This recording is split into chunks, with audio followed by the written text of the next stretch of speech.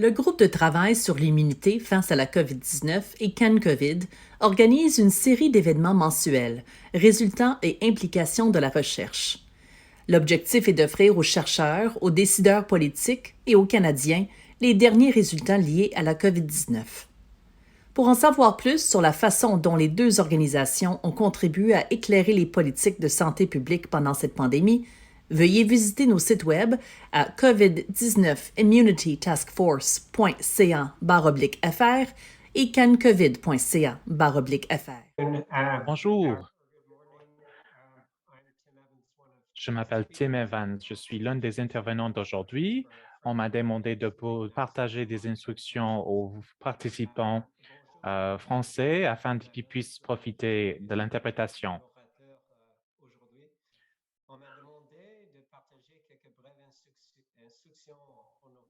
On m'a demandé de pouvoir partager des instructions afin qu'ils puissent accéder à l'interprétation directe. Alors, pour nos participants francophones, nous vous invitons à vous rendre sur l'écran Zoom en bas à droite ou avec l'icône semblant un globe, vous cliquez là-dessus pour indiquer votre langue de préférence. Cliquez sur le globe et sélectionnez ensuite French, français. Et dès que notre conférencier commence à parler, vous allez entendre l'interprétation en français. Si vous souhaitez revenir à la version anglaise, vous pouvez cliquer sur le globe encore une fois et sélectionner Off. De plus, vous verrez qu'une version française de la présentation va être partagée avec le QA. Si vous désirez suivre la présentation en français, tous nos présentateurs aujourd'hui vont présenter en anglais. Nous allons prendre juste un instant jusqu'à ce que les participants français puissent activer leur service d'interprétation française avant de présenter le modérateur. Nous avons donné un peu de temps. Donc, c'est mon plaisir de vous présenter notre modérateur aujourd'hui. C'est Dr. Nathan Stoll. Dr. Stoll est un consultant sur la science chez Sinai Health et un chercheur à l'Institut de Health Policy Management Evaluation in Toronto et chez Women's College Institute en gériatrie. Malgré son calendrier très chargé, Dr. Stoll a donné son accord d'être notre modérateur aujourd'hui et nous apprécions énormément. Merci beaucoup, Nathan. Merci, Tim, pour votre introduction très gentille. Et avec l'aide, afin d'aider ceux qui attendent en français, bienvenue à CTF et le CAN COVID, le deuxième partie des séries sur la recherche sur COVID. Le thème aujourd'hui, c'est de protéger les résidents des soins de longue durée contre la COVID-19 et les preuves derrière les décisions. Avant de commencer dans les présentations, j'aimerais rajouter qu'il ne faut pas attendre jusqu'à la fin de l'événement aujourd'hui afin de poser vos questions. Vous avez une section de Q&A en bas de votre écran, questions-réponses. Si vous avez, j'aimerais présenter maintenant notre premier intervenant, Dr. Timothy Evans. Il nous a prêté ses instructions, ses compétences en français d'onboarder chez le directeur des établissements de soins de longue durée, qui va nous partager aujourd'hui un CTIF, la recherche et les études. C'est à vous, Tim. Merci beaucoup, Nathan. Nous avons une longue liste d'intervenants, donc je vais tenter d'être bref, pour mettre l'accent sur le séminaire aujourd'hui. Donc, quelque chose sur la communauté. Nous étions établis en avril de 2020. Ça me semble assez longtemps afin de donner un soutien à la recherche sur les questions qui posent sur l'immunité, posées sur l'immunité face à la COVID-19 partout dans le pays, afin de fournir une information utile à notre décideur dans le gouvernement. Prochaine diapo. Ce sont des domaines de recherche prioritaires pour l'équipe. Donc, le séroprévalence, les études de séroprévalence, sciences du système immunitaire et bien évidemment, surveillance des vaccins. Nous avons eu des groupes de travail afin de pousser les frontières sur ces questions-là. Nous avons, à cette instance, à peu près 108 études en cours dans l'ensemble du Canada qui s'adressent à des thèmes centraux. Prochaine diapo. Aujourd'hui, nous allons axer sur les soins de longue durée. Il y a de nombreuses raisons pour cela. Nombreuses raisons, c'est que l'académie a été lancée, la première vague a été assez impressionnante dans les centres de soins de longue durée et heureusement, ça n'a pas été dans la recherche principale de recherche. Et je crois qu'on a reconnu vite et ça nous a mené à créer un accent sur les environnements de soins de longue durée, ce qu'on appelle le hotspot. Et avec ça, nous avons mobilisé énormément de chercheurs qui sont représentés aujourd'hui. Et je crois que vraiment, cela a rendu clair que non seulement la recherche de première qualité est impérative dans l'environnement des soins de longue durée. Prochain diapo. Donc, c'est comme ça que chaque chercheur ou investigateur sont localisés dans ces centres tout au long dans l'ensemble du Canada qui vont présenter aujourd'hui. Donc, je ne vais pas repasser tous ces personnes maintenant, mais c'est une liste assez intéressante par rapport à la représentation. Et comme vous allez voir, les questions qui seront posées, qui ont généré, je crois, des résultats intéressants et pertinents. Donc, nous avons hâte de noter que ce groupe de soins de longue durée a été mobilisé et a partagé des résultats en septembre et ces résultats ont été présentés à NACI, le CCNI, le Comité sur la consultative nationale de l'immunisation, afin de recommander une troisième dose de vaccin aux résidents dans les centres de soins de longue durée. Donc, je crois que ça traduit les preuves. La traduction des preuves a été assez présente à l'esprit et efficace grâce au travail incroyable de tout ce qui se présente aujourd'hui. Prochaine diapo. Donc, c'est à vous, Nathan. Merci, Timothy, pour cet aperçu de j'étais ici et le travail important que vous faites cela. Notre prochain intervenant est Dr. Don Bodish, pathologie en McMaster, directeur de recherche dans l'âge et l'immunité chez l'Université de McMaster, à présenter sur les vaccinations et dans les centres de soins de longue durée. Bienvenue. Merci beaucoup de me permettre de présenter au nom de mon équipe. Vous passez à la prochaine diapo, s'il vous plaît. Les efforts de la vaccination dans les soins de longue durée a été long. Le fait, c'est que ceux qui vivent sont plus âgés, ont des conditions de santé assez fragiles, ils sont fragiles et complexes.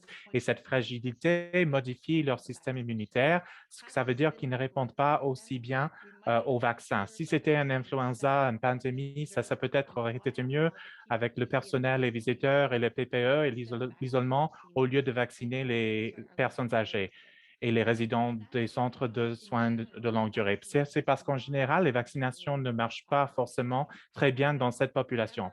Toutefois, les vaccins de mRNA des ARN ont été incroyablement efficaces en protégeant les personnes âgées dans les centres de soins de longue durée à courte durée. Si vous regardez depuis le début, ce taux d'infection a augmenté très vite.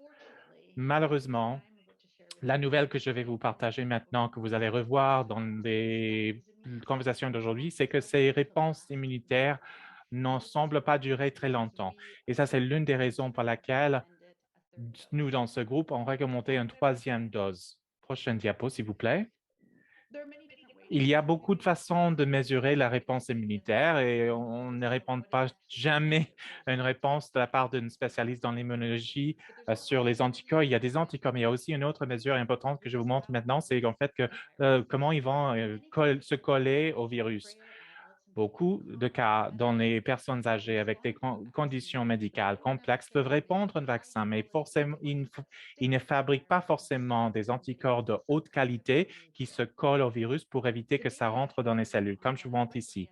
Les données du côté droit sont les résultats dans les centres de santé de soins de l'œil. Et j'ai mis des couleurs dans nos zones vertes qui ont des bonnes qualités d'anticorps qui sont collants comme on verrait dans une jeune personne. Et nous avons les personnes qui se trouvent dans la zone rouge. Ça, c'est problématique parce que soit ils n'ont aucune capacité à se coller au virus qu'on peut détecter, ou donc on ne peut pas attendre qu'ils vont être protégés. Nous avons trouvé dans les premiers 4 mois, la ligne bleue, ça veut dire que la moitié sont au-dessus, l'autre moitié sont en bas. Dans les 4 mois, quand on pensait les personnes qui allaient être dans cette zone, mais à les 6 mois, on a trouvé que la majorité des personnes étaient dans la zone rouge, qui n'étaient pas projetées. On ne dirait pas qu'ils sont protégés par les anticorps contre l'infection. Et pour comparer un peu, c'est que je vais dans une autre étude que nous faisons avec les travailleurs de santé qui ont récupéré après une infection.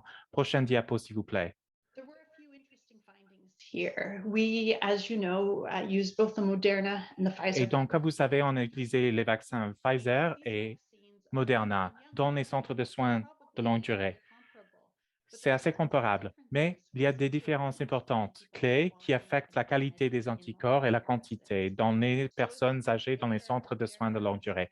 Si nous effectiveness comparons the Pfizer maintenant le Pfizer ou PFE or however you want to say Moderna, ce qu'on va le we prononcer, see that when we look vous at voyez que the quand on regarde le nombre de personnes infections where 6 mois the après immune response l'infection dans la zone was verte red zone, contre la zone our rouge, vaccine performed le vaccin better than Moderna those. a donné de And meilleurs résultats. very Et la plupart comparable des gens dans le vert figures as sont well in comparables à des long-term personnes qui travaillent dans les care. centres de santé So qui se sont récupérés d'une these infection. vaccines, Quelle est la what are différence donc entre ces deux they vaccins? saying Donc, in en that effet, ils sont les deux, c'est-à-dire their qu'ils virus démontrent immune response la réponse Moderna is higher, immunitaire. has Moderna more of the est activity plus haut. in there Il y a plus de behind l'activité, l'ingrédient and activité, à peu près similarly 3 fois to the highly contenu là-dedans par vaccine, rapport which avec le shows the aging vaccin contre immune system of la the pneumonie antigen. So does the hautement Moderna. dosée. There's also a longer interval between the Il y a two un intervalle plus long vaccines, aussi entre 4 les deux weeks to vaccins, 3 4 semaines au but lieu we de now know 3. Et nous that savons maintenant Moderna stands que out, seems la to be particularly effective in mettre du younger temps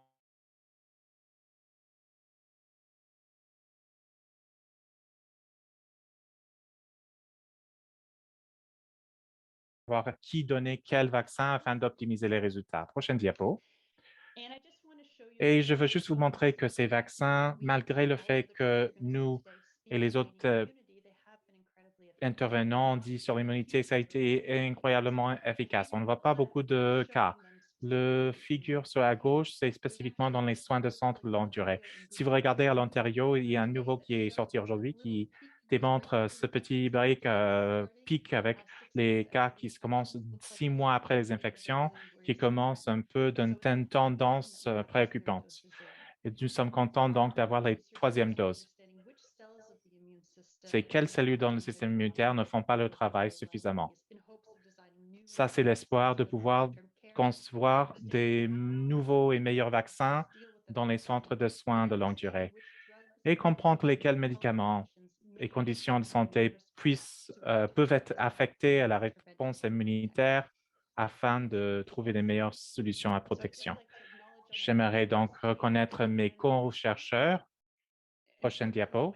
Très important, mes collègues Mayan Duong et Daryl Long ont partagé les données de soins et Ishak Nassi qui a partagé les données. Je veux remercier nos partenaires incroyables pour avoir donné tellement à ces projets pour les personnes qui travaillent qui habitent dans les centres de soins de longue durée.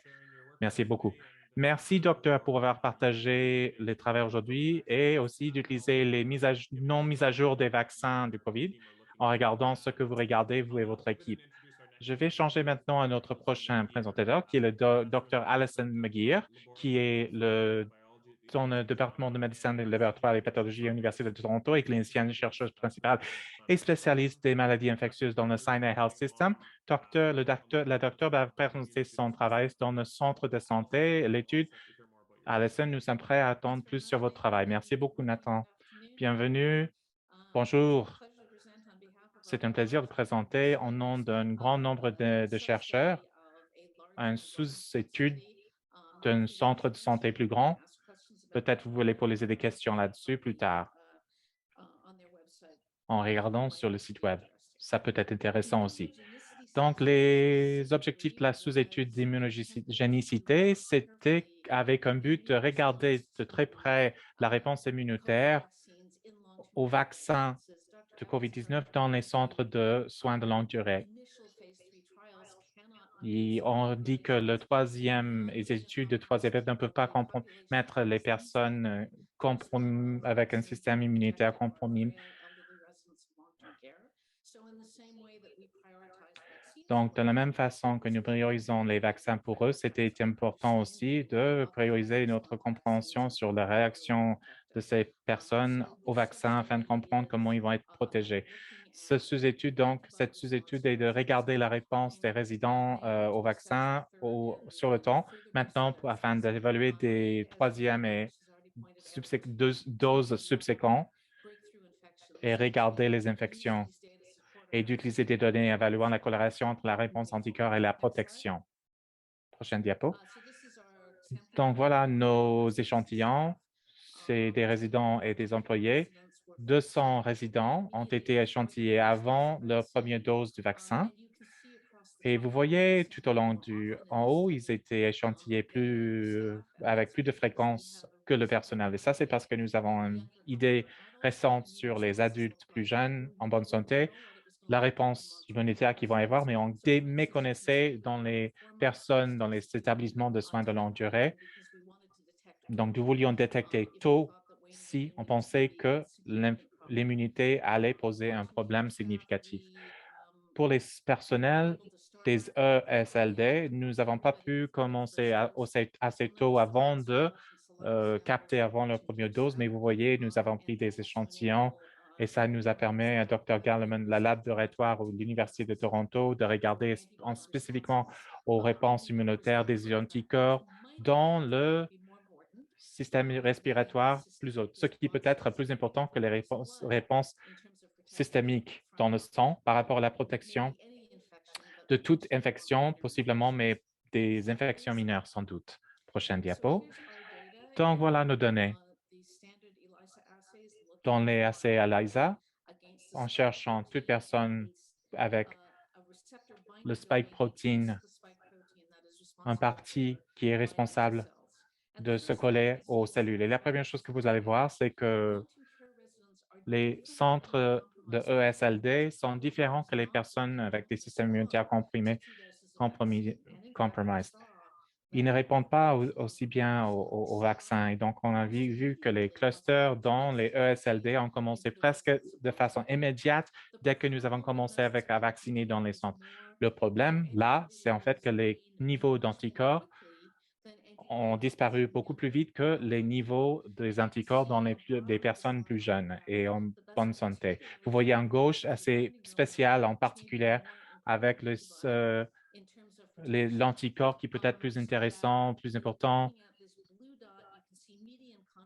Quand vous voyez le convalescent médian à les 6 mois, la deuxième dose du vaccin, c'était un nombre important de résidents qui n'ont plus d'anticorps détectables afin de faire les spicules. On ne sait pas qu'ils n'ont pas de protection et nous attendons Dr. Vadish et d'autres personnes les recherches sur l'immunité afin de comprendre qu'est-ce que nous avons toujours besoin ou ce qui font un anticorps, mais ça a posé la question du fait qu'il est possible que les personnes n'aient pas une bonne protection. Prochain diapo.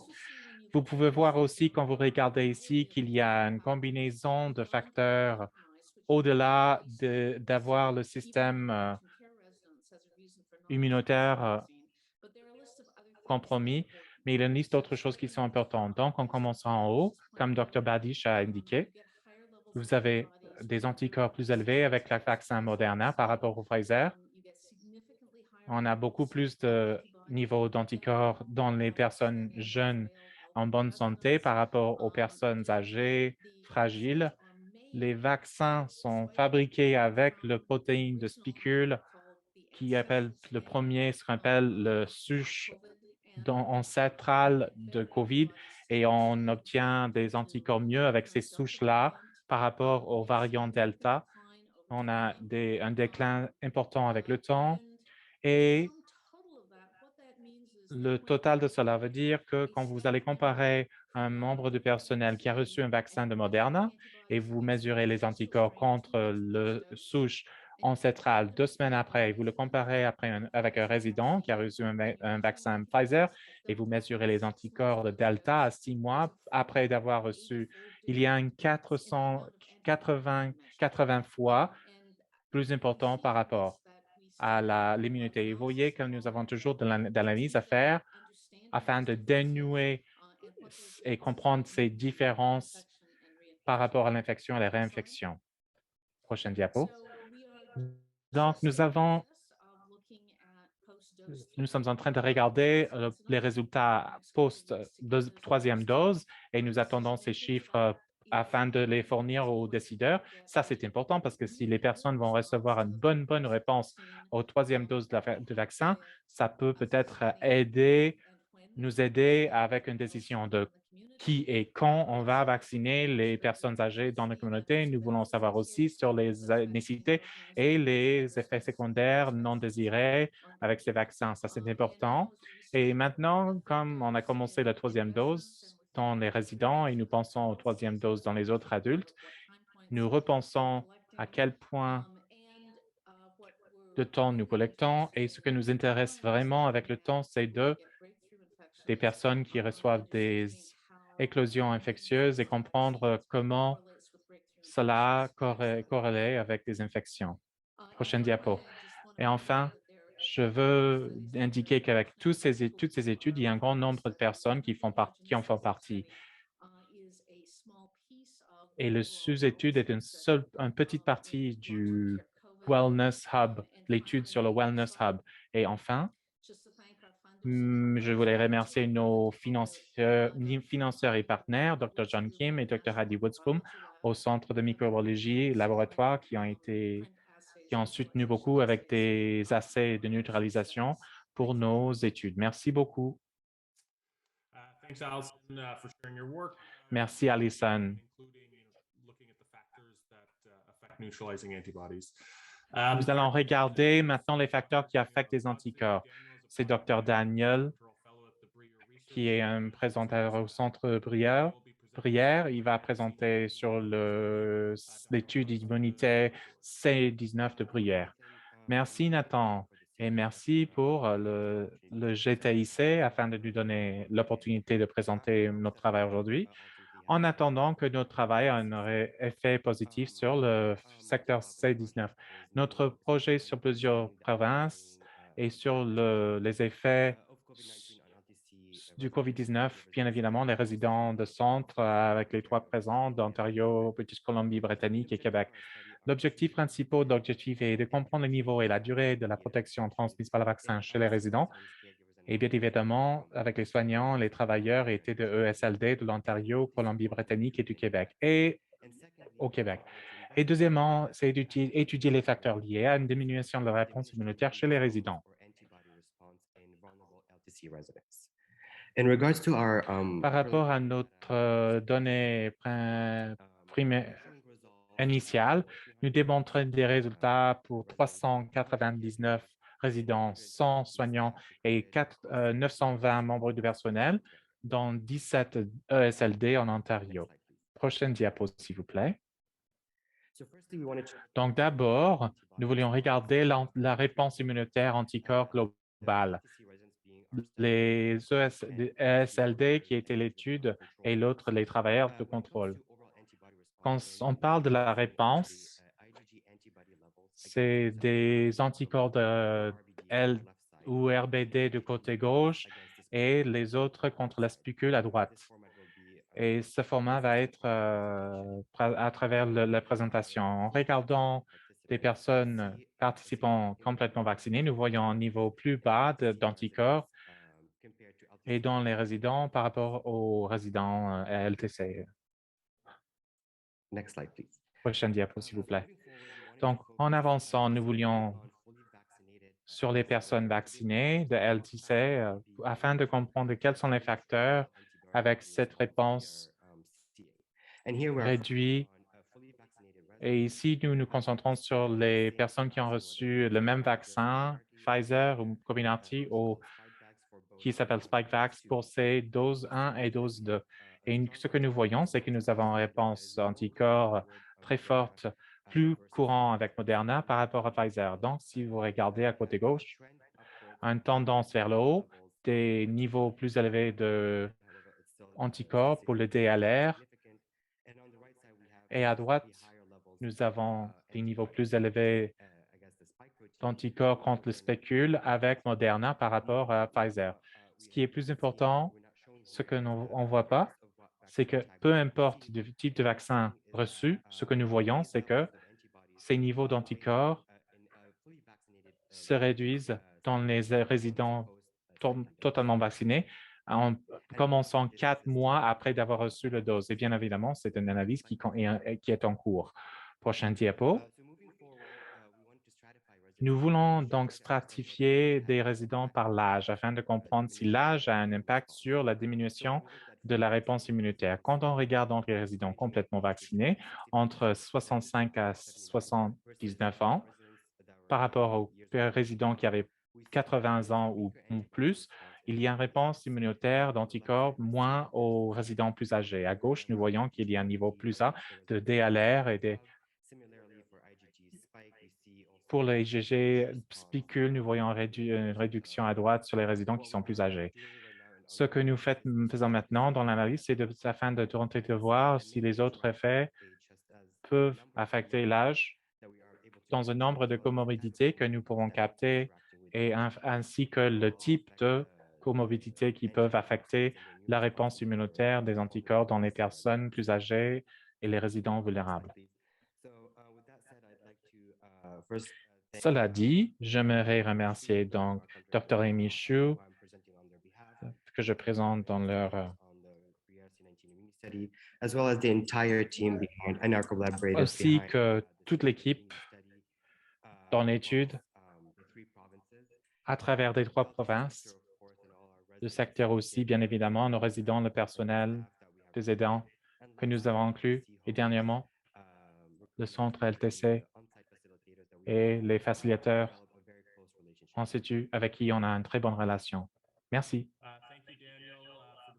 Merci, Daniel, pour avoir discuté sur les réponses immunitaires que votre équipe prière a trouvées dans les établissements de longue durée de l'Ontario. Notre prochain parleur est Michel Canac-Marquis, qui est un manager chef de projet à Uncover, Institut de recherche du Centre universitaire de santé Miguel. Elle va présenter du nom des chercheurs principaux dans Lynn, Jean-Philippe Goulin et Dr. Diana Cruz Santiago. Sur leur étude, Michel, c'est à vous. Je suis très content de présenter cela. Our goal is to understand the COVID-19 vaccination elderly residents in Montreal, Canada, and Montreal, Quebec. And it's a joint and ongoing. C'est une collaboration contenue entre la recherche de l'Institut de recherche du Centre de Miguel, de santé et services sociaux, le Centre intégré de soins sociaux de Montréal et le Centre de recherche de l'Institut universitaire de gériatrie de Montréal. Prochaine diapo, merci. Prochaine diapositive. Donc, afin d'examiner l'évolution de la réponse immunitaire au vaccin pour les personnes âgées de nos résidents, nous avons fait des échantillons de sang, des prélèvements.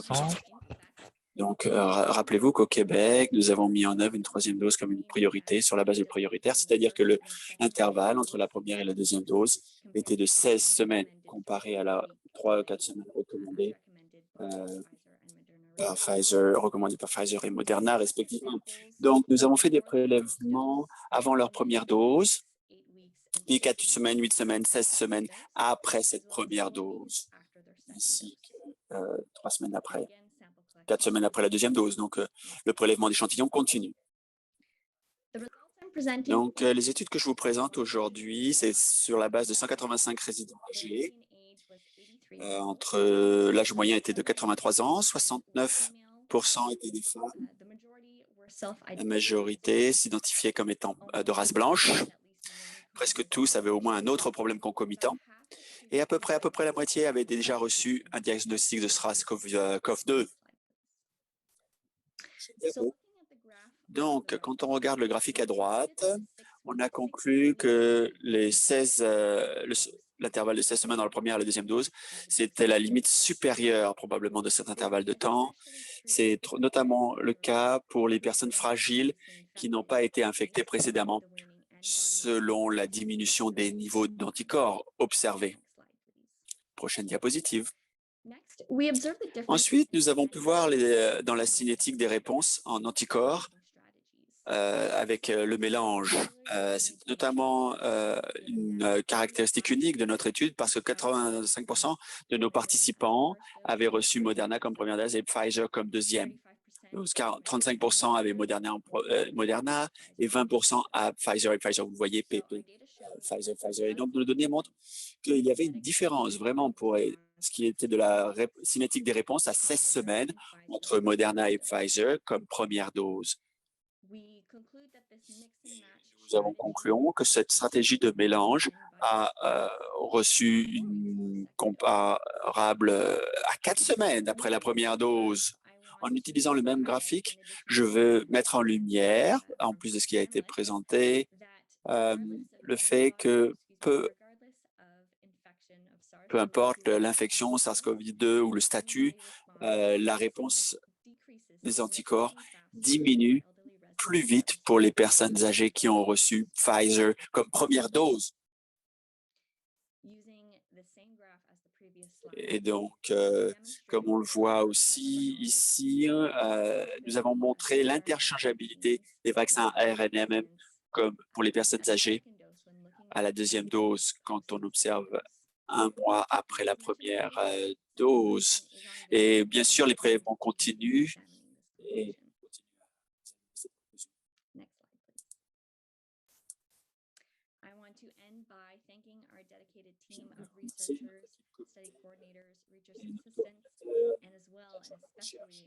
et notamment le personnel des résidences et les soignants pour leur soutien continu dans cette coopération.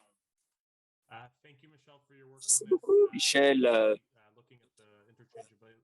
Quand on observe le caractère interchangeabilité pour les combinaisons de vaccins, donc la prochaine intervenante, c'est Bonita Lee, professeure agrégée à la pédiatrie, département de l'Université de l'Alberta. Elle va partager son travail sur la réponse immunitaire de la surveillance du SARS sur les eaux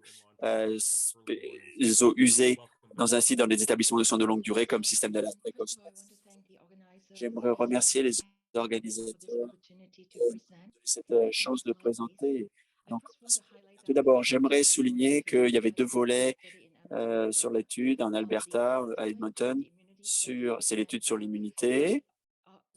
Puis, nous avons eu des résidents ainsi que du personnel de 13 ESLD d'installation avec 2 fournisseurs qui ont été d'accord de participer à cette étude. Et aussi, pour les participants, il va y avoir pas plus de 4 fois des prélèvements sanguins, quand on aurait fait des prélèvements sanguins. Mais l'intervalle de temps pour le personnel et les résidents, c'est après vaccin, c'est aussi bon. Et puis sinon, on va pouvoir avoir 12 mois après le prélèvement sanguin pour voir la réponse, le statut de long terme plutôt de réponse immunitaire. Et j'aimerais souligner, c'est assez unique, mais en tout cas, c'est une caractéristique que afin de minimiser le stress ou l'inconfort pour les participants, si alors le prélèvement fait sur le doigt. Et ce que l'on fait, c'est que pour les participants qui sont susceptibles à un prélèvement, on fait un DTE, alors on crée vraiment du truc séché avec le plasma qui est soumis au test. Et ces gouttes sont séchées, ce plasma sont testés sur un Bioplex assay.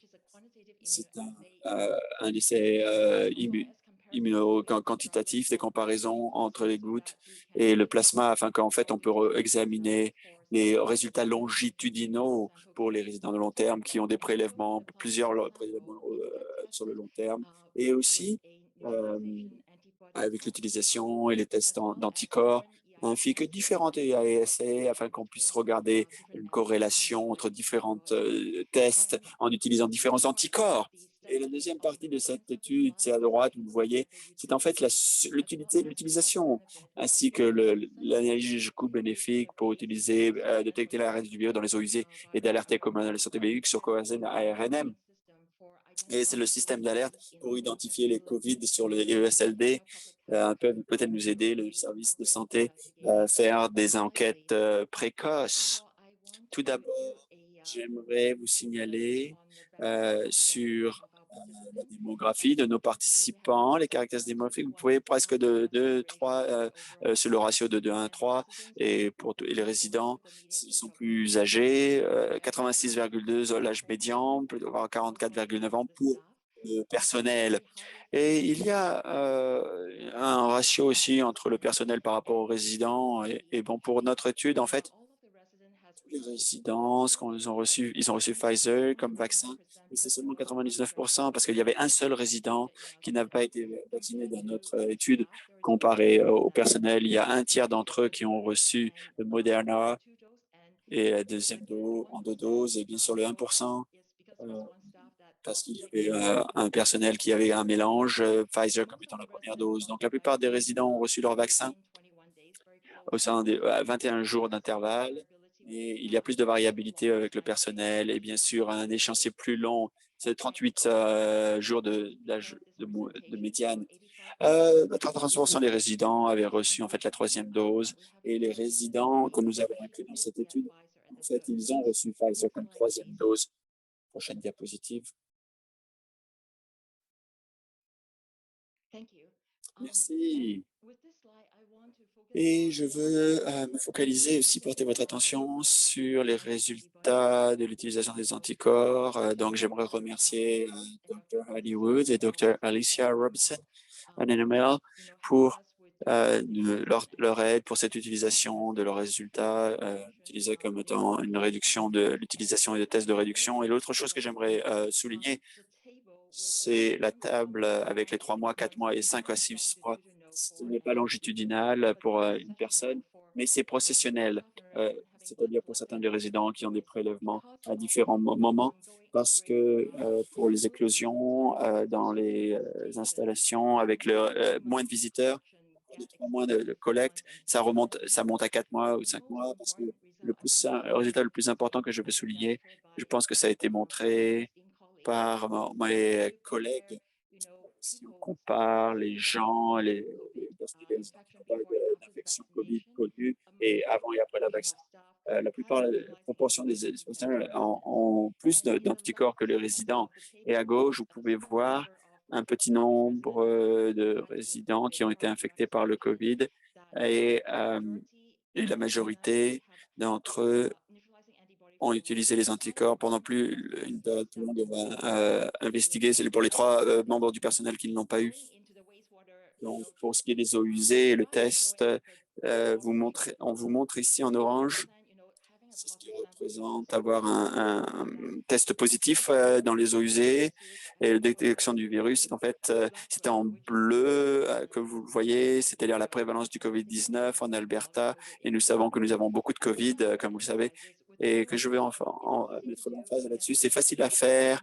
Vous pouvez imaginer simplement faire un échantillon d'eau usée, c'est-à-dire tous les résidents qui contribuent bien sûr à cette eau usée sur ce jour-là, plutôt que des centaines de personnes et faire des prélèvements pour des tests. C'est beaucoup plus facile de faire les eaux usées, bien sûr. Et l'autre chose qui est importante à noter, nous avons montré aussi qu'avec ce test, c'est très sensible. On peut une personne asymptomatique parmi les résidents dans l'installation, dans l'établissement. Et pour ce qui est des limitations, donc je vais vous montrer ici parce qu'avec notre étude, on fait ça 2 fois par semaine, des tests, et donc parfois on peut louper un cas en raison de l'horaire des échantillons. Aussi, les résidents qui utilisent des couches, si leur tissu, leur propreté, il est possible qu'on le manque si ce n'est pas jeté dans les toilettes. Il est possible qu'il y ait un test positif dans les solutions, mais on ne veut pas identifier le cas remonté au site. Parce que peut-être c'est quelqu'un qui n'est pas là tous les jours ou quelqu'un qui est asymptomatique, qui n'est pas testé, ou peut-être qui n'ont pas consenti à ce test. Plus tard aussi, on a vu que les bouches d'égout aussi en installation, ça peut faire l'éclosion beaucoup plus complexe à analyser. Voilà, j'aimerais, vous voyez toute une liste de personnes dans notre équipe, l'équipe des eaux usées de surveillance et l'équipe d'alerte précoce et l'équipe d'études de l'humanité. Donc, j'aimerais remercier tous les membres de mon équipe et bien sûr, les prestataires, les membres du personnel et les résidents des ESL2 avec qui nous avons fait notre recherche. Merci beaucoup. Merci d'avoir présenté la présentation de résultats. Ensuite, nous passons maintenant à Dr. McGorman, qui est un professeur avec la faculté des sciences et de la santé avec Simon Fraser et co-directeur du SIRCH de l'Université Simon Fraser pour le VIH. Impact sur l'âge avancé de la réponse immunitaire au vaccin ARN contre la COVID-19. Marc, vas-y, c'est à toi la parole. Merci pour l'opportunité de présenter notre travail aujourd'hui. Donc, notre étude est basée à Vancouver. C'est un peu petit comme échantillon ici, dont vous avez peut-être entendu parler. Donc, le but de notre objectif, c'est de traiter les réponses immunocellulaires du vaccin. Donc, ce projet continue, mais notre but vraiment, c'est on veut faire plus d'analyses comparatives de la diversité des B-cell response et les vaccins plus jeunes par rapport aux personnes âgées. Malheureusement, je n'ai pas de données à vous présenter là-dessus aujourd'hui, mais on va faire une mise à jour sur la sérologie des réponses que nous avons observées jusqu'à présent. C'est un peu en contraste avec les autres études qui ont été faites, que vous avez entendues. Notre cohorte est un peu plus petite, 151 adultes, 89 membres du personnel, des résidences, 23 résidents âgés, 39 personnes âgées de la communauté, l'âge médian, vous le voyez. La plupart de ces participants ont reçu le Pfizer ou deux doses de Pfizer. Donc, on n'a pas la capacité de faire des analyses comparatives entre Moderna et Pfizer comme les autres chercheurs l'ont fait. Pour l'instant, je vais juste vous présenter les réponses en anticorps qui ont été mesurées un mois après la premier vaccin. Donc, nous avons 3 mois après aussi la première. Et maintenant, on fait l'analyse pour des échantillons pour après la 3e dose. On est pour la collecte de données, puisque donc juste les aînés et les résidents, je les combine dans un seul groupe pour le but de cette analyse. Donc, par rapport aux mêmes études, nous devons mesurer ici les réponses aux anticorps face au vaccin. Ce que l'on voit ici, c'est les anticorps de liaison après le domaine de spicule, DG, URTL, qui utilisent un DLR, un diagnostic. Donc, beaucoup qui montrent ici les résidents en orange, les aînés et les adultes en bleu, les autres, et en blanc comme les personnes qui sont convalescents et qui ont reçu sur le vaccin. Ce que l'on voit ici, donc dans notre cohorte, c'est que les résidents de long terme et les aînés, à 1 mois après la 2e dose du vaccin, montrent plus de réponses anticorps de liaison, moins, donc à peu près 51% de personnes génétiques inférieures à celles observées chez le personnel à travers de la santé, pour la médiane des réponses aux anticorps de liaison et par rapport aussi aux convalescents suite à une infection, et ensuite ont reçu aussi eux-mêmes leur vaccin. Autre diapositive. On a observé aussi l'activité des personnes, l'activité immunitaire contre le virus. On utilise une utilisation similaire à ce qu'on a entendu plus tôt. Le groupe en Alberta notamment, on utilise beaucoup de Burst Utilization Assay. Je pense que c'est la capacité du plasma et puis de neutraliser, bien sûr, les agents neutralisants pour isoler les souches de virus dans des laboratoires. Et comme on le fait avec les anticorps liants, on voit que chez les plus âgés, ils ont à peu près un quart de l'activité neutralisante par rapport aux travailleurs de la santé ou les personnes qui sont convalescents et qui ont reçu un vaccin. Donc, à nouveau, on est dans cette zone rouge dont nous avons entendu parler de Border Shirley plus tôt, pour les personnes les plus âgées qui ont à ce niveau, et on anticipe par rapport à l'activité protectrice dans la neutralisation du virus. Donc, pour nous, c'est un mois. Donc, après la deuxième dose, on en est là.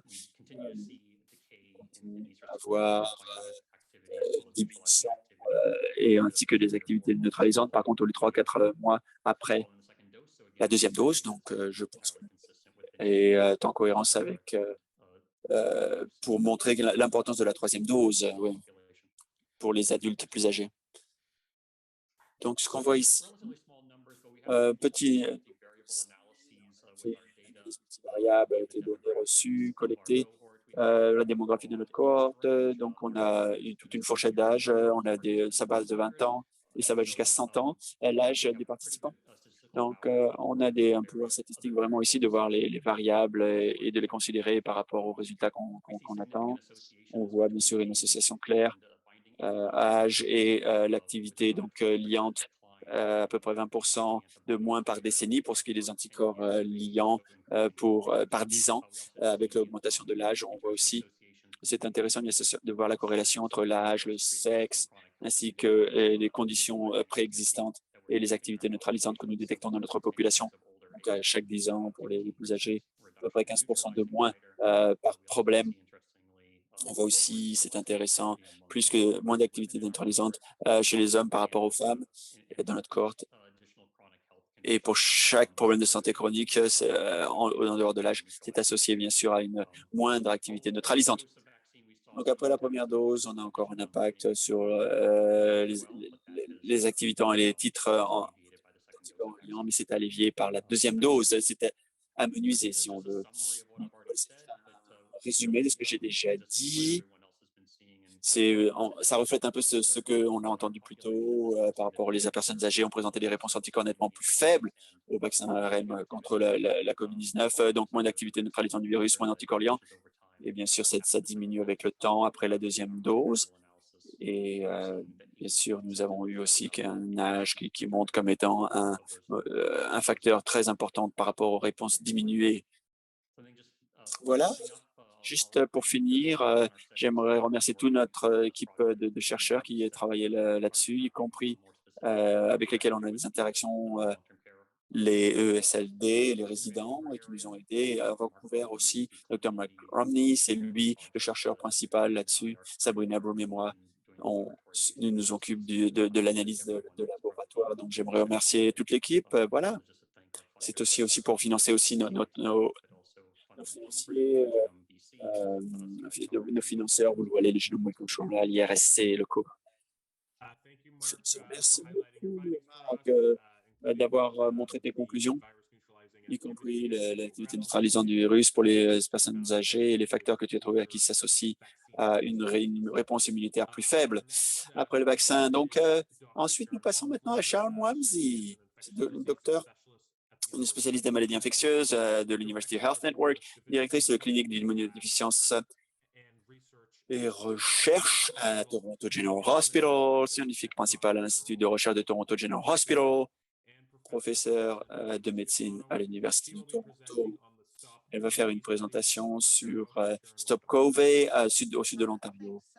Merci beaucoup, Nathan. Merci de m'avoir donné cette chance de vous présenter aujourd'hui mes résultats. Comme je l'ai entendu plus tôt, ceux qui s'occupent du VIH ont vraiment changé un peu notre travail vers le COVID. Donc, vous avez entendu sur plusieurs aspects. Donc, c'est un acronyme qui est en anglais. Et ce que nous avons commencé à faire vraiment, c'est l'évaluation de la réponse anticorps au vaccin dans les communautés des personnes âgées plutôt que des ESLD. Donc, les impacts. Et donc, notre recherche principale, c'est de s'occuper des adultes âgés, c'est-à-dire au-delà de 70 ans. Est-ce qu'ils répondent aussi bien que les plus jeunes, que de notre cohorte plus jeunes, dans des établissements de vie communautaires? Et notre deuxième question, c'est les impacts, bien sûr, l'autre impact de cofacteurs, le sexe, la comorbidité, la marque du vaccin, le mélange de vaccins et l'intervalle entre les doses du vaccin et les pics d'anticorps et leur durée. Donc, ce que j'aimerais vous montrer aussi, c'est que notre étude était complètement numérique. Et c'était une nouvelle façon de faire, complètement nouvelle pour nous en tout cas, pour UHN. Et il y a vraiment des défis, mais il y a eu du succès aussi pour notre capacité à être à impliquer la communauté, la recherche, les adultes, les participants qui ont participé à cette recherche et qui n'y avaient jamais participé avant. Donc, ouais, c'est notre site. C'est comment est-ce que les gens ont participé à notre étude et ont été capables de participer. Voilà.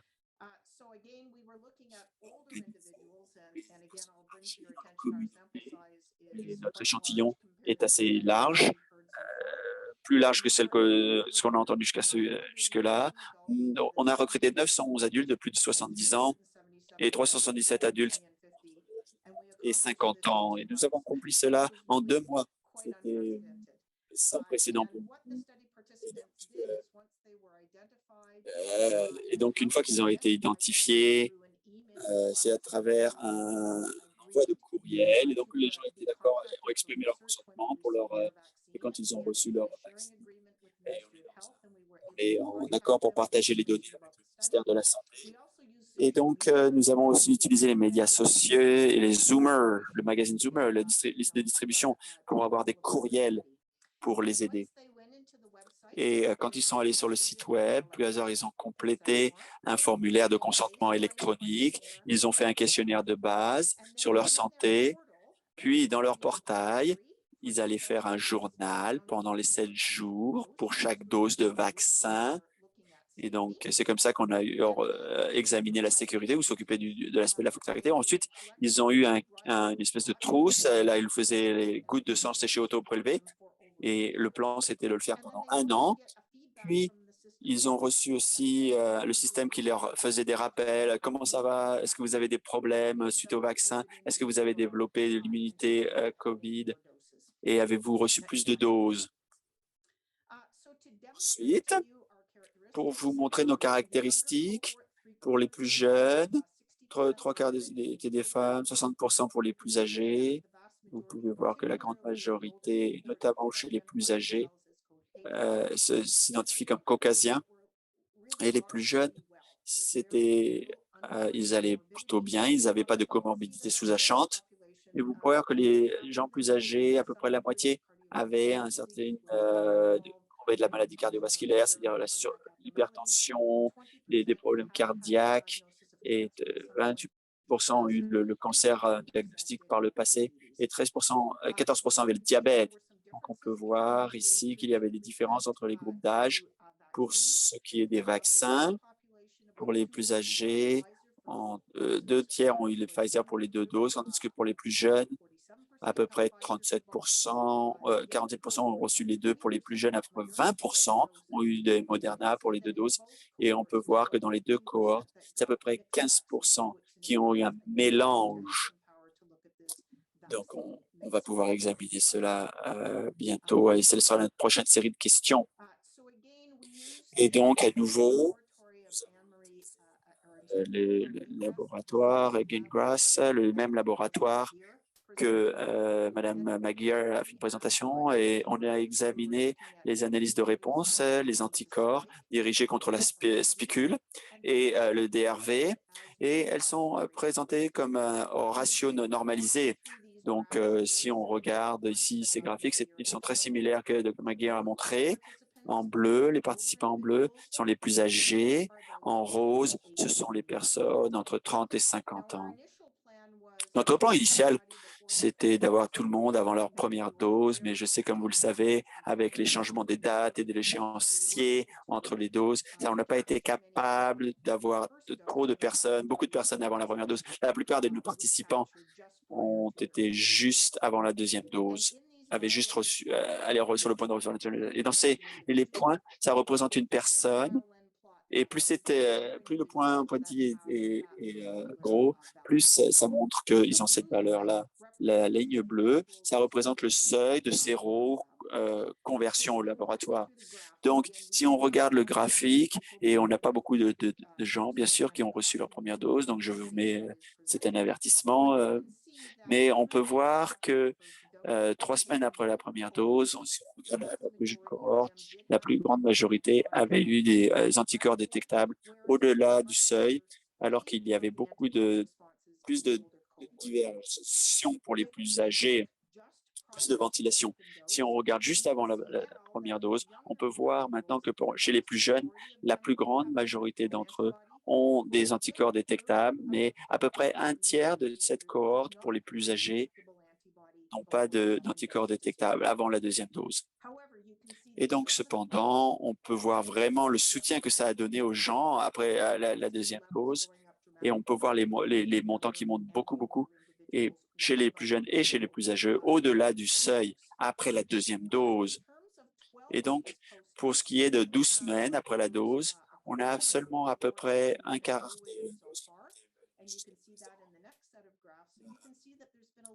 Mais on peut voir il y a eu une diminution d'anticorps à peu près à 12 semaines, mais ce n'est pas beaucoup finalement, et pas beaucoup de différence entre les groupes d'âge. Si on regarde 2 semaines après la deuxième dose, il y a eu c'est une statistique, c'est significatif statistiquement, plus de réponses chez les jeunes par rapport aux plus âgés, mais on doit quand même faire une analyse multivariable, à savoir quels sont les facteurs qui y contribuent. Si on regarde la prochaine, c'est le DLR, c'est la prochaine diapositive, plutôt que la spicule. Et dans le laboratoire, ce que l'on voit, et le DLR après.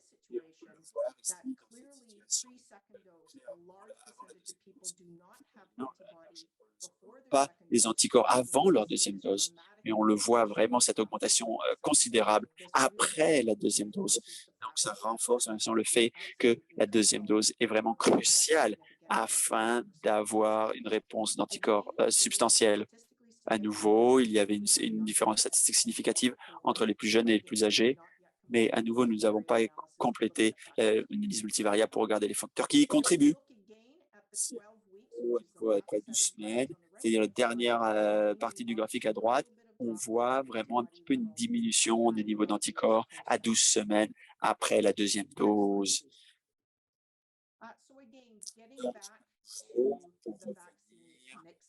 Au vaccin et au mélange de vaccins, ce que j'observe ici, c'est seulement après 2 semaines après la deuxième dose, quand on regarde les réponses sur la spicule et le DLR, on peut voir ici que ces personnes qui ont reçu le Pfizer pour les 2 doses, moins de niveau ratio normalisé moyen, plutôt que ceux qui avaient le Moderna, tandis que ceux qui avaient un mélange, ça ressemblait plus que Moderna par rapport à Pfizer. Et la dernière colonne, c'est des personnes qui peut-être ont reçu AstraZeneca ou d'autres vaccins, et à nouveau un mélange, et à nouveau, leurs valeurs sont intermédiaires. Parce que ceci vraiment renforce le fait que le mélange des vaccins est efficace et que les niveaux d'anticorps étaient bons en mélangeant les doses. Et comme les autres groupes, comme on le voit, il va y avoir plus d'anticorps, des réponses d'anticorps pour ces personnes qui ont McGuire pour les 2 doses, pour le DLR. Donc, on voulait aussi parler de l'impact des intervalles entre les 2 doses.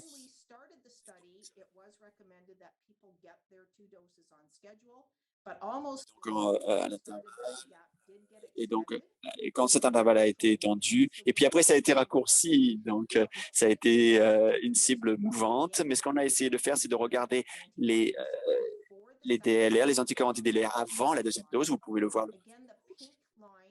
Puis en rose, on voit les plus jeunes, et en vert, c'est les plus jeunes. Et puis, on peut voir plus il y a une échéance entre les 2 vaccins, et moins il y a des anticorps après ces 2 deuxièmes vaccins.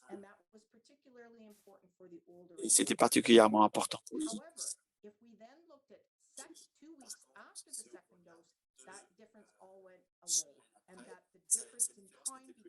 Et donc, l'intervalle entre les 2 doses de vaccin, 2 ou 3, en fait, pour 2 ou 3 mois, ne représentait pas de différence. Et le sommet aussi des anticorps était le même sommet. Et donc, ce qui est devenu important, ça semblait disparaître. Prochaine diapo.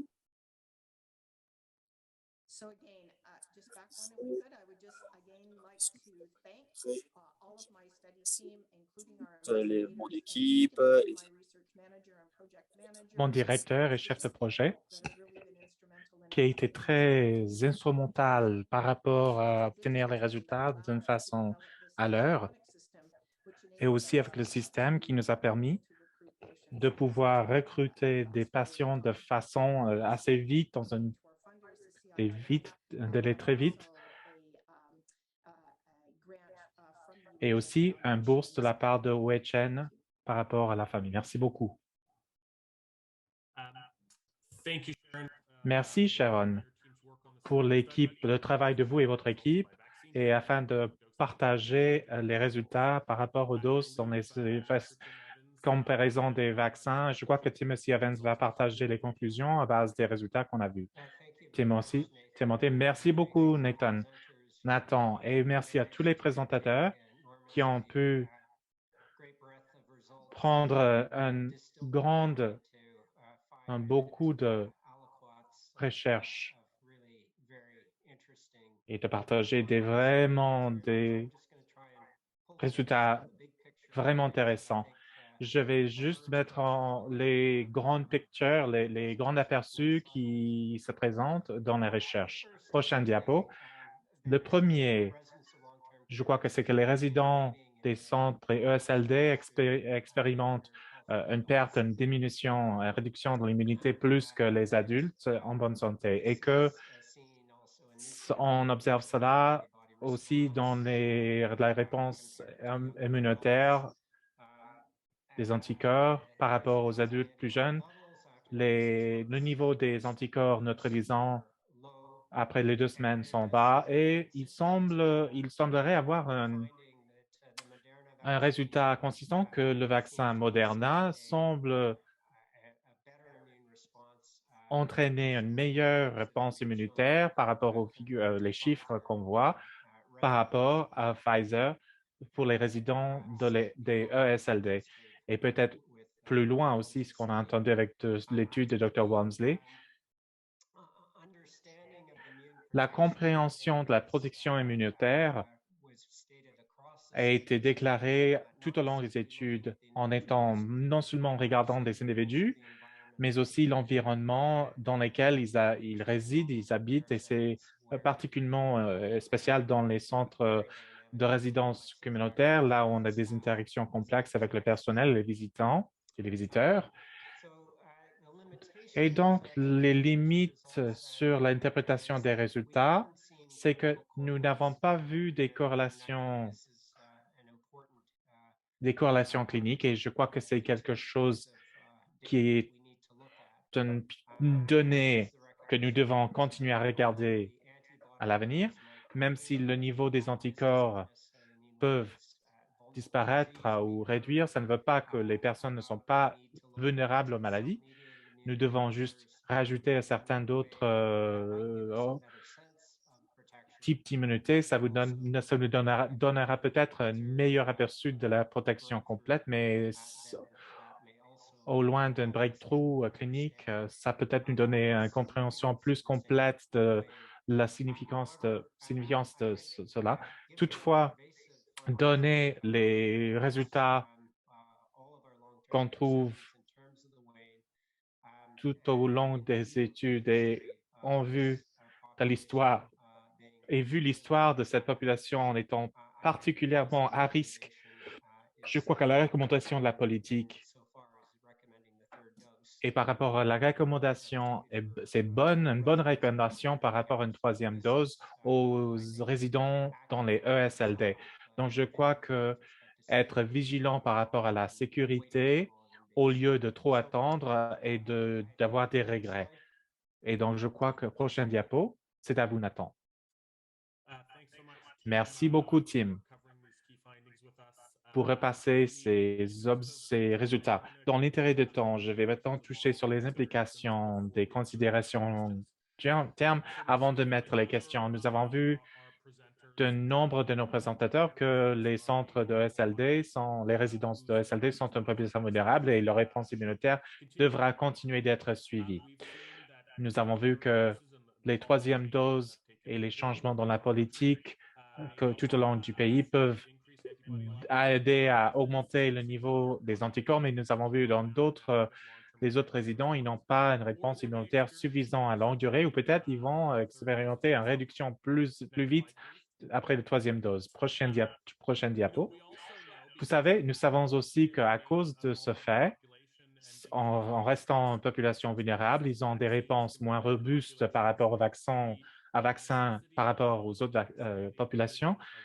L'accessibilité de vacciner tous les gens qui sont aux alentours, autour d'eux, certaines provinces comme le Colombie-Britannique, comme exemple, la Nouvelle-Écosse, ont fait des choses, et Ontario aussi récemment, dans le centre des ESLD, afin de rendre obligatoire la vaccination de COVID-19. Il y a toujours du travail à faire par rapport à encourager et assister des individus dans ces centres de ESLD afin qu'ils se vaccinent, qu'ils se fassent vacciner.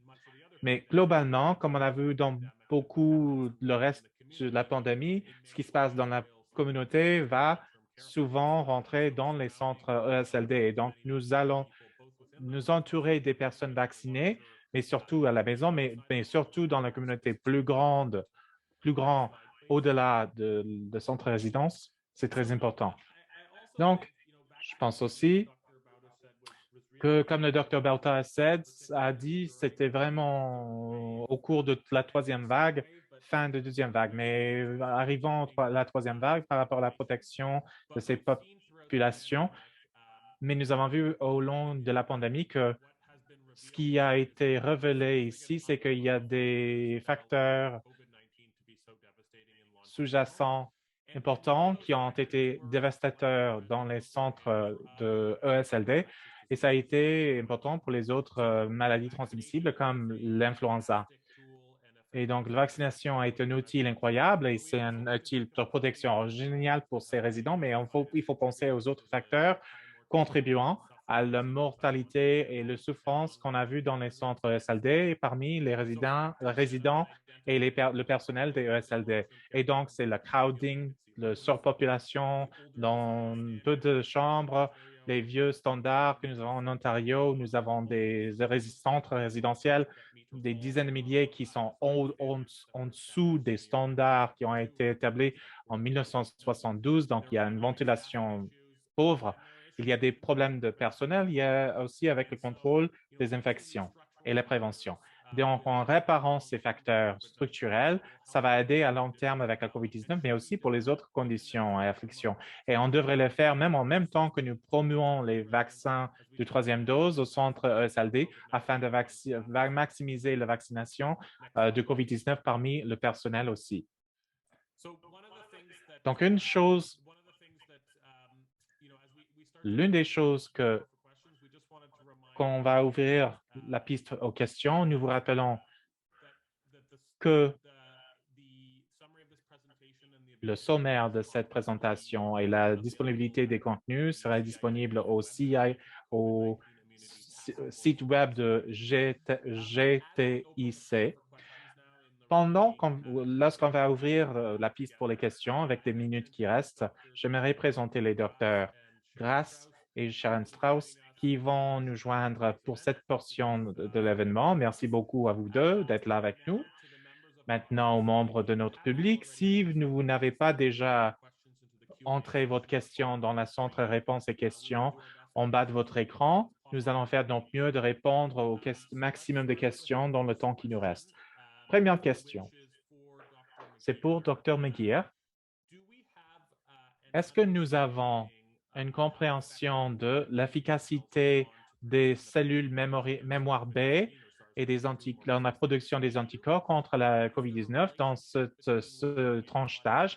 Est-ce qu'il y a une relation entre les anticorps, la réduction des anticorps pendant que nous discutons maintenant et dans les nouvelles sur l'efficacité des cellules mémoire B? C'est intéressant. Nous avons sauté comprendre les cellules de mémoire B et directement des niveaux d'anticorps jusqu'à la protection. Donc, non, on ne comprend pas la réponse des cellules mémoire B. mémoire B, mais et on devrait le comprendre. Mais oui, nous savons, c'est qu'avec le déclin dans le niveau des anticorps, il y a eu aussi un déclin dans l'efficacité des vaccins. Ça, on a vu dans c'est le Jeff Kwan et le Centre canadien d'immunisation avec ICIS, et ça a démontré que non seulement un déclin dans l'immunité des centres des ESLD par rapport à la protection de l'infection, mais aussi entre la différence de Pfizer et Moderna. Là où on voit que la protection de Moderna semble être plus long par rapport au niveau élevé d'anticorps. Est-ce que ça, c'est vraiment au niveau des anticorps ou quelque chose à voir avec les cellules mémoire B? On ignore toujours la réponse, mais peut-être c'est intéressant de savoir. Oui, c'est une grande question à nos panélistes. Nous avons entendu beaucoup sur l'intervalle entre les doses 1 et dose 2 pour la population générale.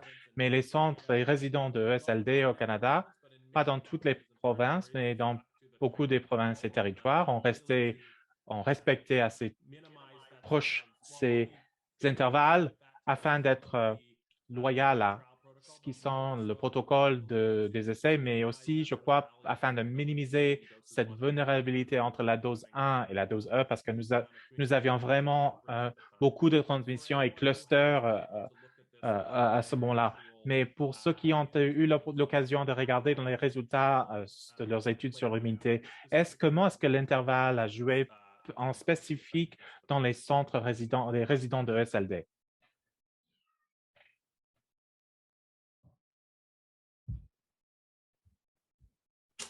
Je ne sais pas s'il y a quelqu'un qui veut répondre. Si personne d'autre veut partager, je peux le faire. Je ne sais pas si nous avons des bonnes données par rapport au ESLD, mais nous avons reçu ça de par du groupe Montréal. On voit un déclin entre les doses et que peut-être l'intervalle plus long, en fait, ça vous donne une aussi longue réponse avec Pfizer par rapport à Moderna. Donc, voir ces données tout au long dans l'ensemble du pays, dans plusieurs circonstances, augmente la valeur de notre compréhension détaillée sur la réponse des personnes. Mais nous savons, dans la population générale, même de Jeff Kwan, qui a de ICIS et Nustronsky et le Centre de BC des maladies infectieuses, qu'on obtient un bénéfice dans la protection en extendant, faisant plus grand l'intervalle jusqu'à 8 semaines. Comme vous avez indiqué, Nathan, nous savions cela d'être vrai au début, mais nous n'avons pas posé la question aux entreprises de vaccins d'avoir une protection parfaite. On a demandé une protection vite. Et donc, les essais ont fait avec des intervalles plus courts que d'habitude. Et une fois de savoir une réponse immunitaire, parce que nous voulions assurer une protection pour le maximum de personnes de façon plus vite.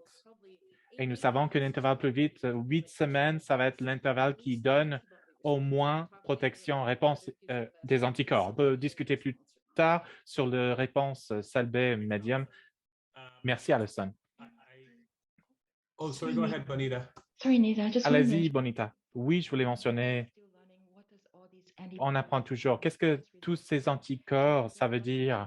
Nous avons la chance donc d'avoir une neutralisation, un test de neutralisation dans un système, vous savez, là où le docteur Hewitt, c'est Alison Robertson, mais sans doute travailler sur John Kim's, le laboratoire John Kim et Dr. Hans Close, de regarder là, quand on a un appareil qui nous dit le niveau d'anticorps, comment est-ce que cela est corrélé avec des anticorps. Je sais que j'espère pouvoir partager avec vous. Tout est comparable aussi, donc je veux juste dire cela. Merci. Merci. Donc, je pense que nous avons déjà répondu à ça. Est-ce qu'on peut conclure que pour ce que l'éclosion était moins forte pour les personnes âgées, pour les cohortes qui ont reçu la première dose de Pfizer et la deuxième dose de Pfizer, plutôt que les personnes qui ont reçu présumément Moderna, puis Moderna, ou je ne sais pas si on a les données pour ceux qui ont reçu Pfizer, puis après Moderna.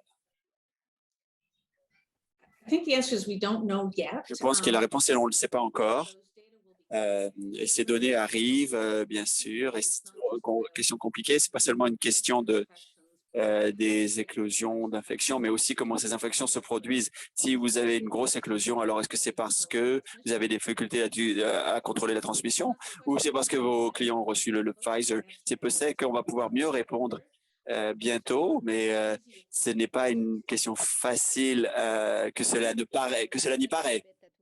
Donc, je veux ajouter que même si on ne le sait pas encore, dans notre cohorte, heureusement, parce qu'on n'a pas autant d'infections et d'éclosions, beaucoup, mais heureusement, mais les gens viennent de différents endroits dans le monde, notamment dans les villes, par exemple, le Mayo Clinic aux États-Unis montre en fait l'inverse, c'est qu'il y a moins d'éclosions pour les personnes qui ont du double vaccin de Moderna et par rapport à Pfizer. C'est en cohérence avec ce qui a été trouvé et dans les études dans différentes installations. Et donc, même que si on ne sait pas ça encore dans le contexte de la population canadienne et notamment les ESLD, dans les ESLD, mais donc les preuves et l'efficacité des vaccins, c'est que le Moderna vous donne en fait non seulement une protection la plus haute, mais aussi sur le long terme aussi.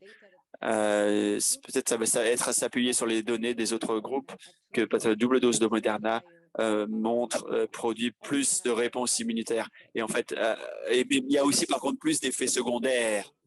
Donc, j'aimerais faire un suivi un peu provocateur, c'est-à-dire si quelqu'un a reçu Pfizer, est-ce qu'il y a un mérite à avoir une troisième dose avec Moderna? On m'a demandé beaucoup de choses. Je ne sais pas qu'il n'y a pas de données directes là-dessus, mais j'étais simplement, je voulais savoir entendre les experts là-dessus. Don? Oui, nous avons discuté cela avec les partenaires. Dans nos études, nous avons 23 différentes résidences, Pfizer, Moderna, différents scénarios. Et certains avaient des mélanges où on ne sait pas trop encore pour la troisième dose. Certains veulent avoir la même chose, d'autres veulent changer.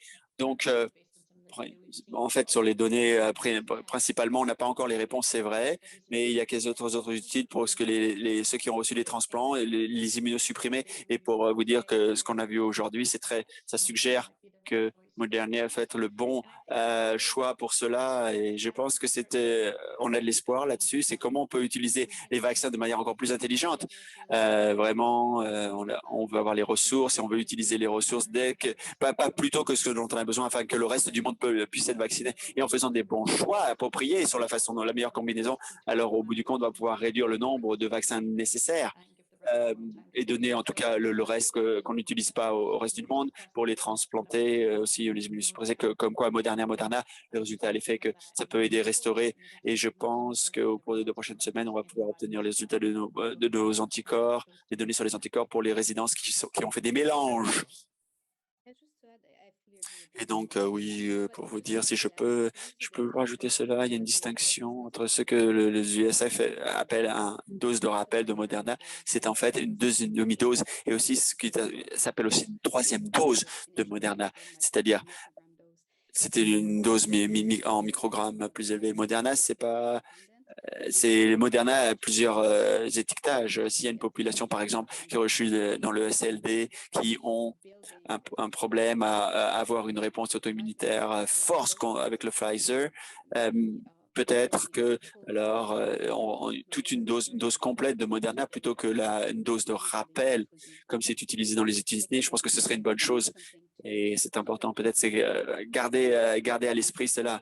La nouvelle marque et puis le montant de la dose aussi. C'est la même chose aussi pour les cas en pédiatrie, pour les enfants. C'est la même marque peut-être et la même formulation, mais avec différentes dosages.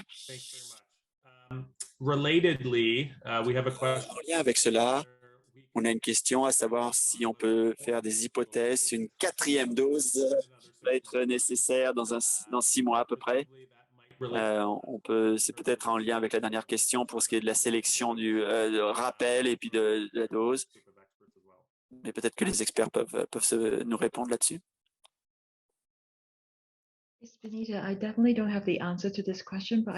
La réponse, hormis La réponse anticorps que nous avons apprise, c'est comment est-ce que le virus va se comporter. Et parfois, j'appelle les virus qui ne sont pas très intelligents parce qu'ils font des erreurs quand ils se multiplient. Mais avec leurs mutants, les mutants peuvent fournir des réponses différentes avec les changements de vaccins. Does anyone else want to stick their neck out on fourth dosing? Est-ce que vous voulez oser une réponse là-dessus? Sur la 4e dose, c'est intéressant là-dessus, parce que si on fait des vaccins et tu gagnes ta vie là-dessus, on est parfois dans des circonstances et une autre dose va être nécessaire. On ne le sait pas. On a ajouté des médocs pour différentes maladies, par exemple la rougeole. On pense que c'est raisonnable sur le court terme et puis on regarde sur la production de long terme et sur ce qui se passe sur le long terme. Et on peut continuer. C'est impossible de ne pas se poser cette question. Mais si tu travailles depuis peu dans le monde des vaccins, c'est très frustrant pour les gens d'examiner ça. Ouais, je ne savais pas qu'on en avait besoin d'une autre dose dans 6 mois. Et donc,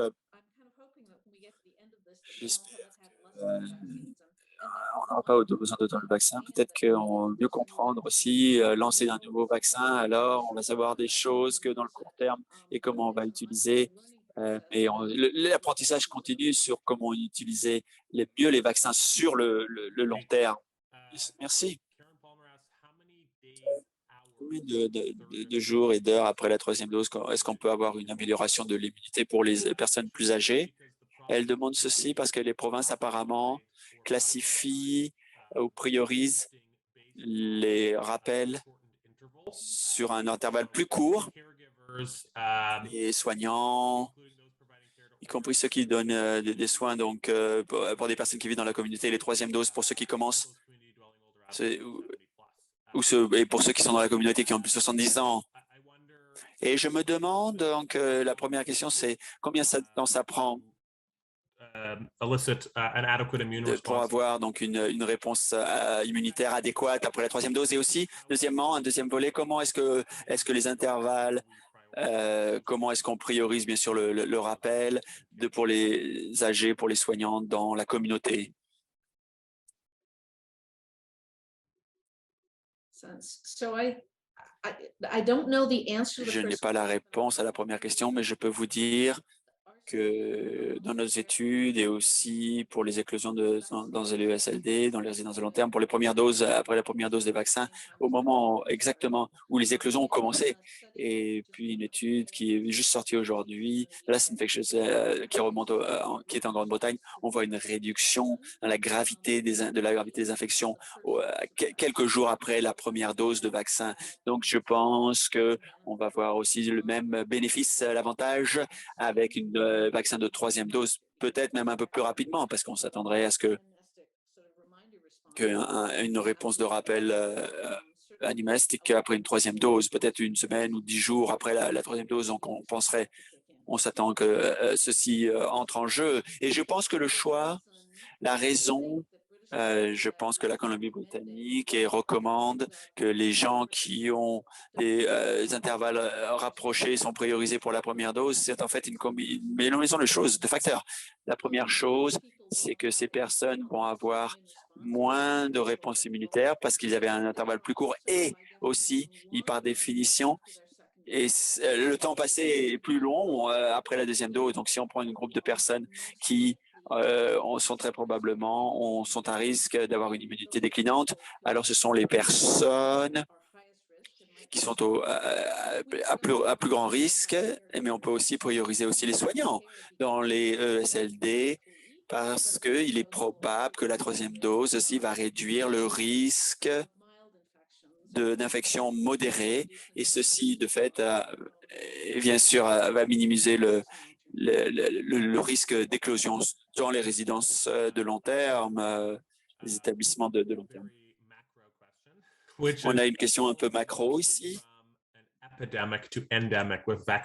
Comment est-ce que ceci va devenir une pandémie, passer à l'endémie avec le vaccin? Je vais m'essayer là-dessus. Mes collègues peut-être vont pouvoir répondre. Je sais qu'on a des opinions bien marquées. Quand j'ai vu les essais cliniques pour mRNA les vaccins, je pensais super, on va vraiment réussir à trouver des solutions parce que la souche originale contre laquelle nous sommes vaccinés, les vaccins sont très, très efficaces. Et s'il y avait un transfert de vaccins, et puis ça peut être des causes mineures, alors on va être capable de revenir à ce qu'on faisait avant. Et puis, mais par contre, je m'attendais pas, c'était l'aspect humain. Je n'avais pas de permettre des milliards et des milliards de ces virus de se multiplier partout dans le monde, dans différentes parties du monde, et générer toutes ces inquiétudes. Les vaccins sont formidables, oui, mais ils sont un peu imparfaits. Et donc, il va y avoir pas d'immunité de groupe. On va toujours être dans une situation où les plus vulnérables aujourd'hui, euh, bien sûr, ici, on parle des résidences pour les personnes âgées, mais aussi les patients transplantés, les patients de cancer, en cancérologie, même ceux très jeunes, vont toujours être à risque d'être infectés par les personnes qui, elles, sont vaccinées. Donc, je ne peux pas prédire l'aspect politique. Je ne sais pas quel variant va émerger. Je ne sais pas le générateur de ces prochains variants.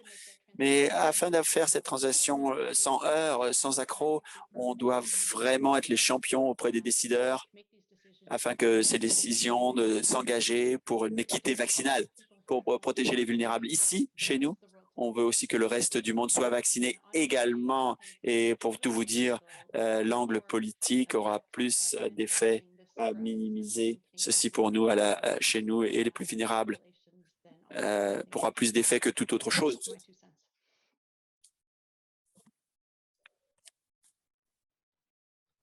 Anyone else have strong thoughts on that? Est-ce que vous avez une opinion tranchée là-dessus? Oui, mentionner Dawn, ce qu'elle a dit, j'avais mis sur la population vulnérable, pour ceux qui sont vulnérables de manière médicale, en raison des aspects sociaux et d'autres situations, d'autres facteurs qui doivent être aussi vaccinés. Il y a des patients qui, hormis les immunocompromis, les femmes qui peuvent avoir des maladies plus graves. Et vous êtes représenté, je sais qu'on parle seulement des installations de soins de long terme, des ESLD, mais je pense que le virus va rester. On n'aura plus jamais un monde sans ce virus. Mais disons, Rahil Ahid, ma collègue, elle a dit ça va être difficile pour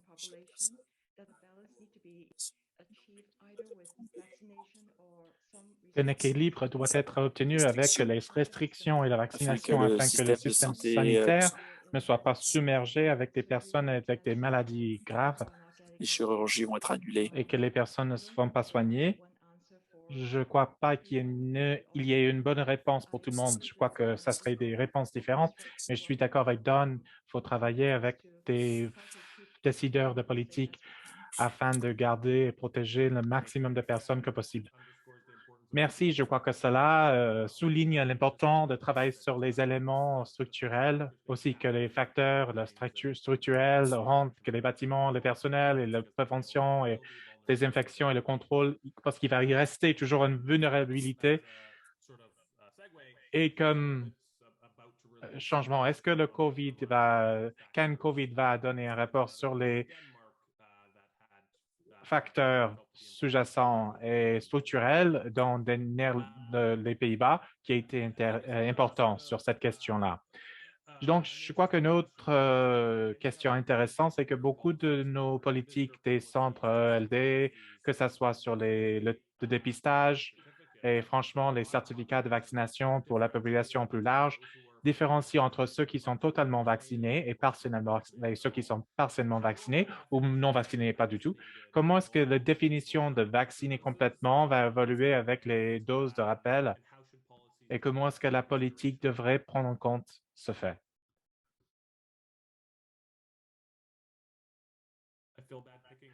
Je ne veux pas obliger à quelqu'un de répondre, mais finalement, c'est toujours Alison qui répond. Je vois qu'Encode sourit. Je lui attendais. Je l'attendais.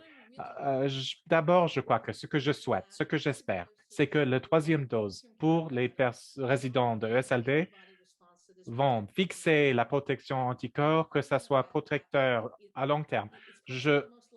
C'est peut-être pas le résultat le plus probable, mais dans le cas que c'est vrai, les mandats et la politique n'est pas important et on pourrait enlever ce problème, ça serait génial. On n'oblige pas que le personnel qui soigne protège ces personnes qui soignent, mais nous devons toujours nous préoccuper des personnes avec des systèmes immunitaires compromis. Ça, c'est une autre question et une autre réponse.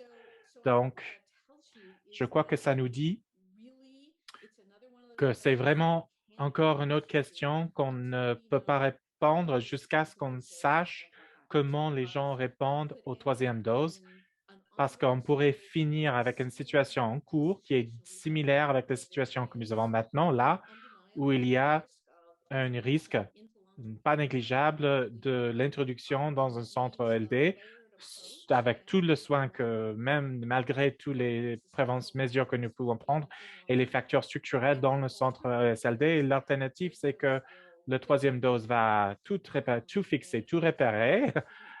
Ça ne veut pas dire qu'on ne devrait pas travailler sur les facteurs structurels dans le centre de soins longue durée, mais ça va devenir beaucoup moins important à l'égard du COVID. Posez-moi cette question d'ici une année. Mais non. Mais, merci beaucoup. Malheureusement, le temps est fini, donc des annonces. De la part de J'étais ici et Can COVID, j'aimerais remercier les intervenants d'aujourd'hui en étant généreux avec votre temps afin de partager et contribuer à cette discussion. Nous savons que vous êtes très occupés. Merci beaucoup pour votre temps. Deuxièmement, cet événement va reprendre en décembre, là où le thème va être la vaccination dans les femmes enceintes et la protection des nouveau-nés. Vous pouvez regarder sur le site web. Si ça vous intéresse de voir les références ou les publications référencées aujourd'hui, vous allez les trouver sur le site de GTIC. Je sais qu'on n'a pas traité toutes les questions. Nous avons capté ces questions et on va tenter de répondre aux 3 questions que nous n'avons pas le temps à répondre. Merci, c'est la conclusion de notre événement. Merci à vous tous et restez en sécurité. We would like to thank today's speakers and attendees for their time, as well as the members of our networks for their continued support and participation in Canada's pandemic response. If you are interested in attending our monthly research results and implications events, please visit either website for more information.